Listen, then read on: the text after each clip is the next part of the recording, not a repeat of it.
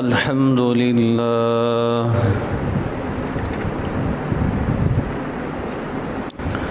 الحمد لله وحده والصلاة والسلام على من لا نبي بعده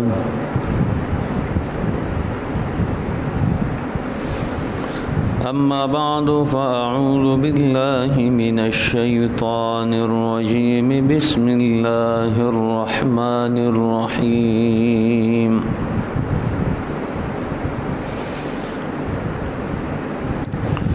ولا تقولوا لمن يقتل في سبيل الله أموات بل أحياء ولكن لا تشعرون ولنبلونكم بشيء من الخوف والجوع ونقص من الأموال والأنفس والثمرات وبشر الصابرين الذين إذا أصابتهم مصيبة قالوا إنا لله وإنا إليه راجعون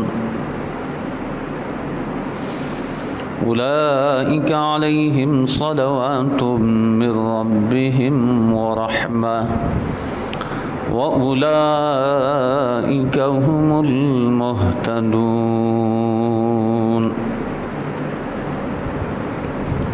صدق الله وصدق رسوله النبي الكريم سامعین محترم، برادران اسلام، محرم الحرام کا مہینہ ہے۔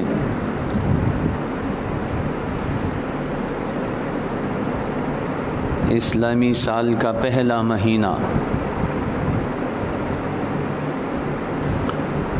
اس مہینے میں دو عظیم قربانیاں قابل ذکر ہیں۔ ایک قربانی حضرت عمر رضی اللہ تعالیٰ عنہ کی شہادت، جس کا گزشتہ جمعہ ذکر ہوا۔ دوسری قربانی مظلوم کربلا حضرت حسین رضی اللہ تعالیٰ عنہ کی شہادت کا واقعہ۔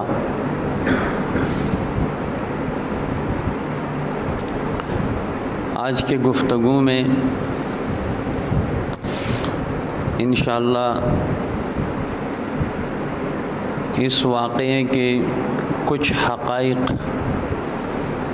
آپ کے سامنے رکھنا چاہتا ہوں۔ دعا ہے کہ اللہ رب العزت حق سچ بیان کرنے کی، سمجھنے کی، سمجھانے کی اور عمل کرنے کی توفیق عطا فرمائے۔ سامعین محترم،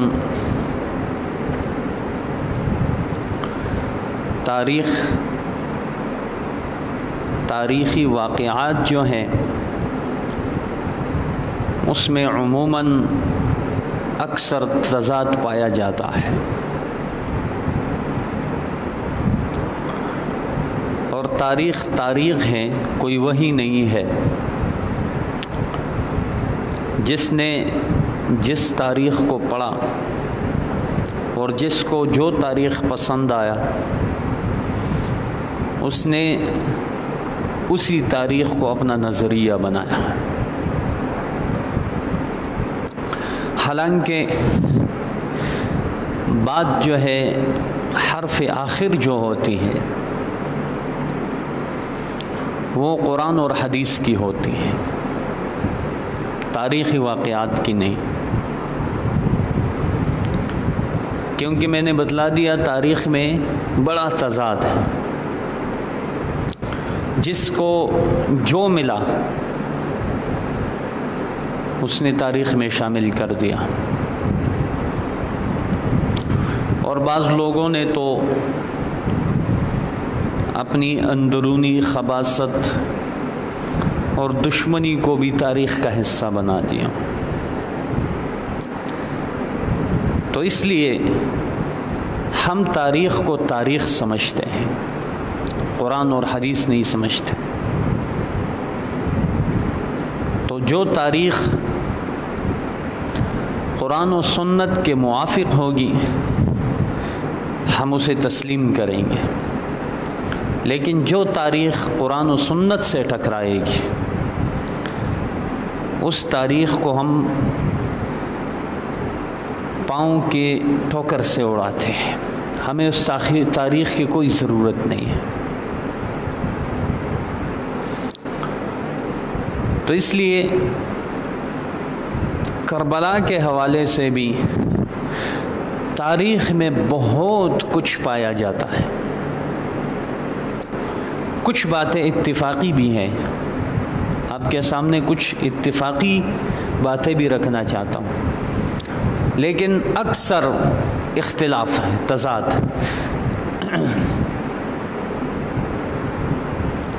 تو اس لیے میں یہ بات شروع میں عرض کرنا چاہتا ہوں کہ تاریخ نے تو صحابہ کرام کو بھی آپس میں لڑایا ہے، حالانکہ قرآن و سنت سے ہمیں صحابہ کرام کی محبتیں نظر آتی ہیں۔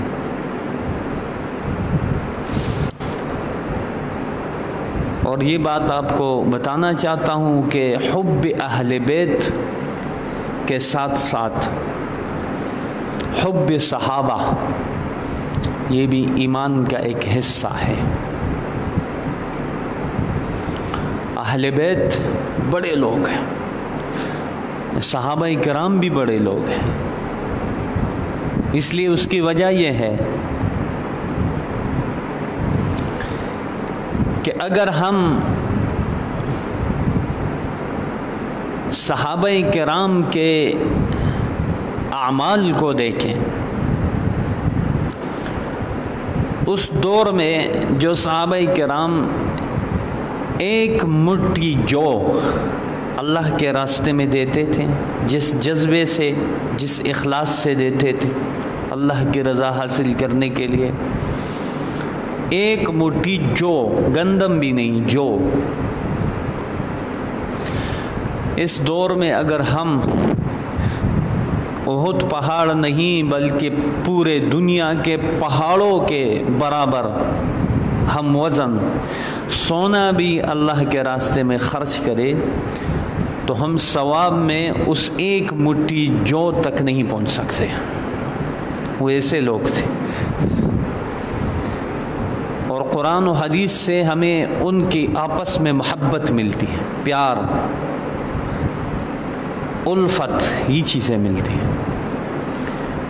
تاریخ نے یہ سب کچھ گدلا کر دیا ہے، گندا کر دیا ہے۔ تو اس لیے میں اس واقعے کے پورے پس منظر کو تو آپ کے سامنے نہیں رکھ سکتا، اور نہ اتنا وقت ہے کہ جو کچھ تاریخ میں ہے سب کچھ آپ کے سامنے رکھ دوں، پھر اس میں موازنہ کروں، یہ کروں، وہ کروں۔ یہ تو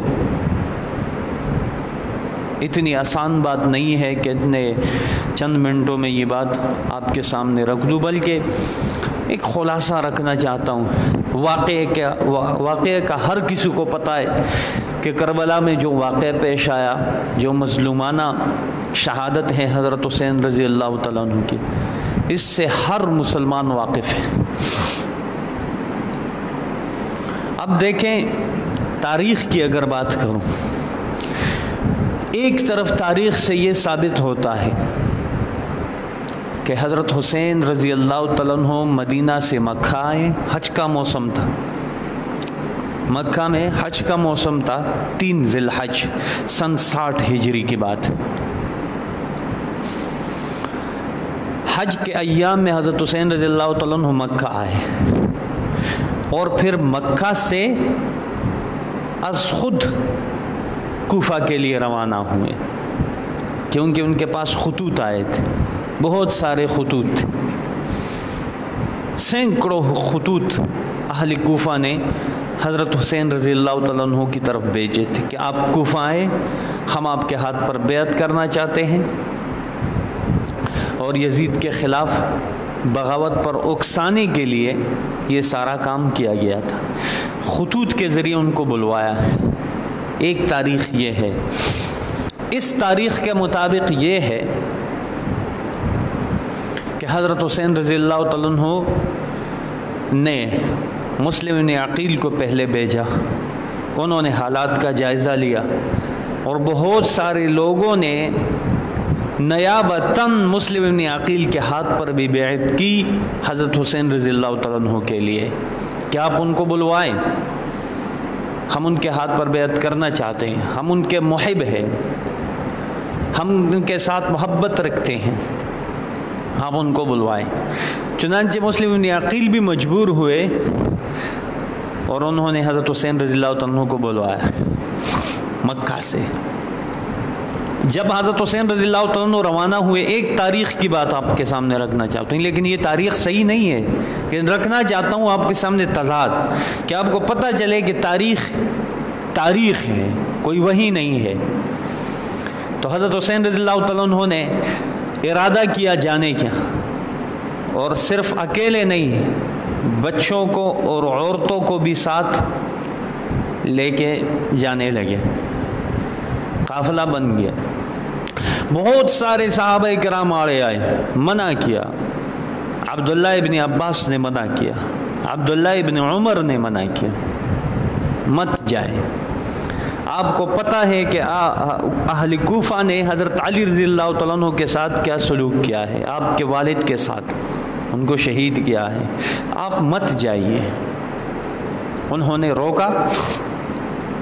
یہاں تک کی روایت سے یہ بھی معلوم ہوتا ہے کہ ابن عباس رضی اللہ تعالیٰ عنہ نے فرمایا کہ آپ میرے لاش سے گزرو گے، میں آپ کو جانے نہیں دوں گا، آپ مت جائیں۔ ان سازشوں سے میں بخوبی واقف ہوں، آپ بڑی سازش کے شکار ہو رہے ہیں، لیکن وہ جانے کے لیے تیار تھے، روکنے کے لیے رضامند نہ ہوئے۔ اور عبداللہ ابن زبیر رضی اللہ تعالیٰ جو اس وقت مکہ کے حاکم تھے، انہوں نے آ کر عرض کیا کہ اگر آپ خلافت چاہتے ہیں، امارت چاہتے ہیں، تو میں بخوشی مکہ کی امارت آپ کو دینا چاہتا ہوں، آپ کوفہ مت جائیے۔ لیکن وہ رضامند نہ ہوئے۔ کہاں مسلم ابن عقیل نے مجھے اطلاع بھیجی ہے کہ وہاں حالات پرامن ہے اور میری وہاں ضرورت ہے، میں جانا چاہتا ہوں۔ اب اس ڈیٹیل میں جانا نہیں چاہتا کہ تفصیلات کیا ہے، کیونکہ وقت کی کمی ہے۔ تو کرتے کرتے بہت سارے صحابہ کرام آئے، لیکن کسی کی انہوں نے نہ سنی اور جانے کے لیے تیار ہوئے، بیوی، بچے، عورتیں، سب، کافی سارے لوگ۔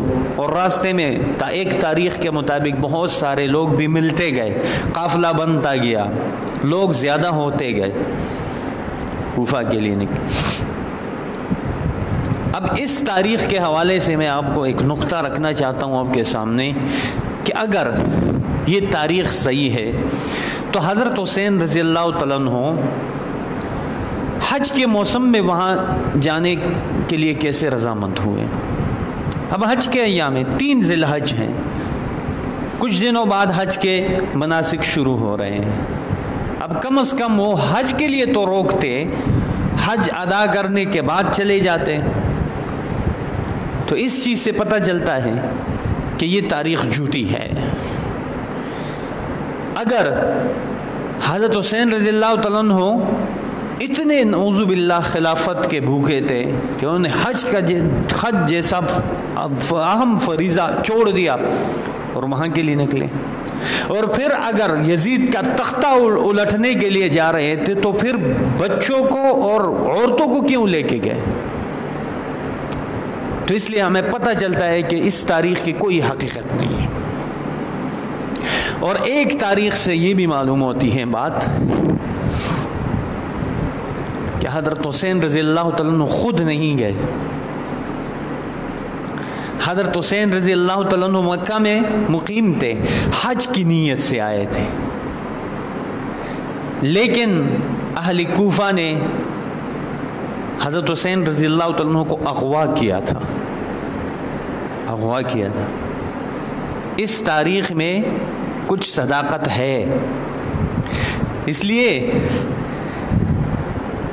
کہ حضرت حسین رضی اللہ تعالیٰ عنہ کبھی بھی حج کا فریضہ چھوڑ کر جانے کے لیے تیار نہیں تھے، اور پھر دور کی بات بھی نہیں تھی، کچھ دنوں کی بات تھی۔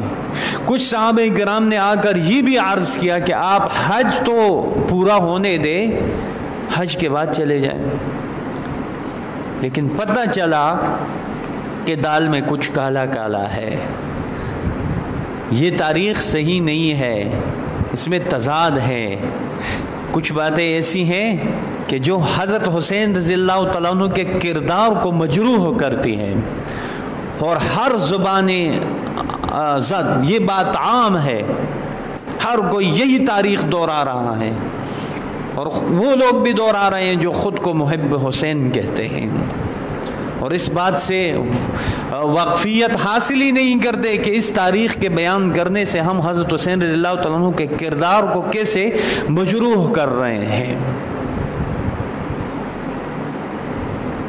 تو اس لیے اس بات میں کچھ صداقت ہے کہ حضرت حسین رضی اللہ تعالیٰ عنہ خود نہیں گئے، بلکہ ان کو اغوا کیا گیا تھا۔ کن لوگوں نے اغوا کیا؟ اہل کوفہ نے اغوا کیا، وہی لوگ جنہوں نے حضرت علی رضی اللہ تعالیٰ عنہ کو شہید کیا تھا، انہوں نے اغوا کیا تھا، اور یہ بڑی سازش تھی۔ اب آپ یہ سوچیں گے کہ اغوا کیوں کیا گیا، آخر اس کی کیا وجہ تھی؟ یزید کی ایسی کون سی بات تھی جو حضرت حسین رضی اللہ تعالیٰ عنہ کے ساتھ لڑائی پر آمادہ ہوئے؟ دونوں کے درمیان لڑائی ہوئی، کون سی بات تھی؟ اب اگر حقائق پر نظر رکھو گے نا تو انشاءاللہ بہت ساری چیزیں آپ کے سمجھ میں آ جائیں۔ یہ سارا الجھن جو پیدا ہوا تھا حضرت عثمان رضی اللہ تعالیٰ عنہ کے شہادت سے پیدا ہوا تھا، مسئلہ وہاں سے شروع ہوا تھا۔ میں نے، اگر آپ کو یاد ہو، کچھ جمعے پہلے میں نے حضرت عثمان رضی اللہ تعالیٰ عنہ کی شہادت کا واقعہ بیان کیا تھا، اس میں نے ایک جملہ آپ کے سامنے رکھا تھا کہ حضرت عثمان رضی اللہ تعالیٰ عنہ کی شہادت کے بعد فتنوں کے دروازے کھل گئے تھے، اور سب سے بڑا فتنہ جو نمودار ہوا تھا وہ قتل عثمان کے بعد نمودار ہوا۔ کیسے؟ اب سنیں ذرا، یہ باتیں آپ کو کوئی اور نہیں بتائے گا۔ حضرت عثمان رضی اللہ تعالیٰ عنہ کو جب شہید کیا گیا مظلوم مدینہ، تو اس کے بعد قاتل کا پتہ نہیں چلا، قاتل کو گرفتار کرنا، قاتل تک ہاتھ پہنچانا یہ مشکل ہو گیا تھا، بہت مشکل کام بن گیا، اور سبائیوں کی سازشیں تھی، عبداللہ ابن سبا کی سازش اور مختلف اطراف سے۔ حضرت معاویہ رضی اللہ تعالیٰ عنہ کو پہلے سے علم تھا اس چیز کا، وہ سیاسی تدبر رکھنے والے تھے، انہوں نے حضرت عثمان رضی اللہ تعالیٰ عنہ کو پہلے سے آگاہ کیا تھا کہ آپ کے خلاف سازش ہو رہی ہے، آپ اپنی حفاظت کریں۔ پھر اس پر بس نہیں، بلکہ کہاں کہ اگر آپ چاہیں تو میں اپنی فوج آپ کی حفاظت کے لیے بھیج دوں۔ انہوں نے انکار کر دیا، ضرورت نہیں ہے، حسبنا اللہ و نعم الوکیل۔ تو جب حضرت عثمان رضی اللہ تعالیٰ عنہ شہید ہوئے، اس کے بعد ان کے قاتلوں نے ایسا طوفان بنا دیا مدینہ کے اندر، ایسا طوفان کہ گل مل گئے اور قاتل کا کوئی پتہ نہیں چلا۔ جب حضرت معاویہ رضی اللہ تعالیٰ عنہ کا دور خلافت آیا، دیکھیں مشاجرات صحابہ کی بات نہیں کرتے، صحابہ کی آپس میں جو جنگیں ہوئی ہیں نا، وہ بھی ان سازشوں کے نتیجے میں ہوئی ہیں، انہی لوگوں کی سازشوں کی وجہ سے ہوئی ہیں۔ ایسے لوگ جو دونوں لشکر میں شامل ہو گئے اور صحابہ کرام کو آپس میں لڑایا، حالانکہ ان کی آپس میں الفتیں ہیں، محبتیں ہیں، قرآن اور حدیث سے یہ ثابت ہے۔ تو حضرت معاویہ رضی اللہ تعالیٰ عنہ کے دور خلافت میں انہوں نے حضرت عثمان رضی اللہ تعالیٰ عنہ کا بدلہ لیا، ان کا بدلہ لیا اور قصاصاً ان کے قاتلوں کو قتل کیا۔ کس نے؟ خلافت میں حضرت عثمان رضی اللہ تعالیٰ عنہ کے قاتل قتل ہوئے، تو جب قتل ہوئے تو ظاہری بات ہے حضرت معاویہ رضی اللہ تعالیٰ عنہ سے بھی بدلہ لینا تھا نا قاتلوں نے۔ وہ کیا کرتے؟ حضرت معاویہ رضی اللہ تعالیٰ عنہ کے خلاف بہت سازشیں کی لیکن ناکام ہوئے، بلکہ کسی حد تک کامیابی بھی ان کو ملی۔ حضرت علی رضی اللہ تعالیٰ عنہ کے خلاف لڑایا بھی ہے کسی حد تک، لیکن کوئی خاص کامیابی نہیں ملی۔ جب امیر معاویہ رضی اللہ تعالیٰ عنہ وفات ہونے لگے، وفات سے قبل انہوں نے اس وقت بھی حضرت حسین رضی اللہ تعالیٰ عنہ کو کہا تھا کہ آپ میری بات یاد رکھیں، اگر آپ کو کوفہ والے بلائیں تو آپ مت جانا۔ امیر معاویہ رضی اللہ تعالیٰ عنہ نے بھی منع کیا تھا ان کو، ان کے سازش میں، ان کے منصوبوں میں کبھی مت آنا۔ وہ بلائے بھی، اصرار بھی کرے، کچھ بھی کرے، نہیں جانا، کوفہ نہیں جانا، وہ آپ کو مروائیں گے، آپ کو قتل کریں گے، ان کو پتہ تھا۔ جب امیر معاویہ رضی اللہ تعالیٰ عنہ وفات سے کچھ دیر قبل انہوں نے اپنا بیٹا یزید اس کو اپنے خلافت پر متمکن کیا اور خلافت کی ذمہ داری اس کو سونپ دی، یزید کو۔ آپ کو پتہ ہے نا یزید معاویہ رضی اللہ تعالیٰ عنہ کا بیٹا تھا، اور معاویہ رضی اللہ تعالیٰ عنہ ابو سفیان کے بیٹے ہیں، اس کا تو آپ کو پتہ ہے۔ تو جب یزید خلافت کے تخت پر متمکن ہوا تو عثمان کے قتل کے پاداش میں جو لوگ قتل ہوئے تھے انہوں نے اس موقع کو غنیمت سمجھا اور کیا کیا؟ حضرت حسین رضی اللہ تعالیٰ عنہ کو مکہ سے بلایا یا زبردستی اٹھوایا، اغوا کیا، کیونکہ اس وقت خلافت پر کون تھے؟ یزید تھے، اور انہوں نے بدلہ کس سے لینا تھا؟ یزید سے لینا تھا۔ تو انہوں نے کیا کیا؟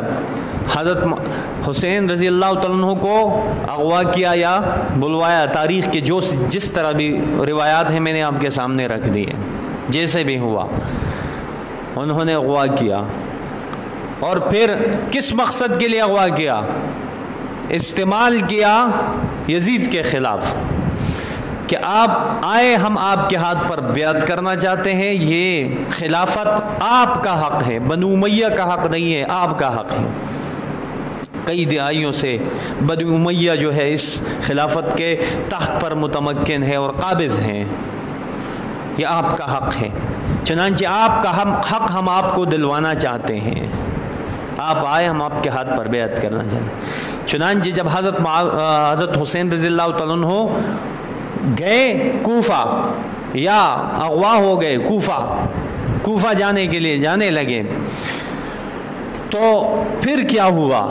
کربلا پہنچتے ہی واقعات، حالات بہت زیادہ ہے، بہت زیادہ نام اس کے بیچ میں آتے، بہت سارے واقعات آتے ہیں، لیکن میرے پاس اتنا ٹائم نہیں ہے کہ میں سارے واقعات آپ کے سامنے رکھوں۔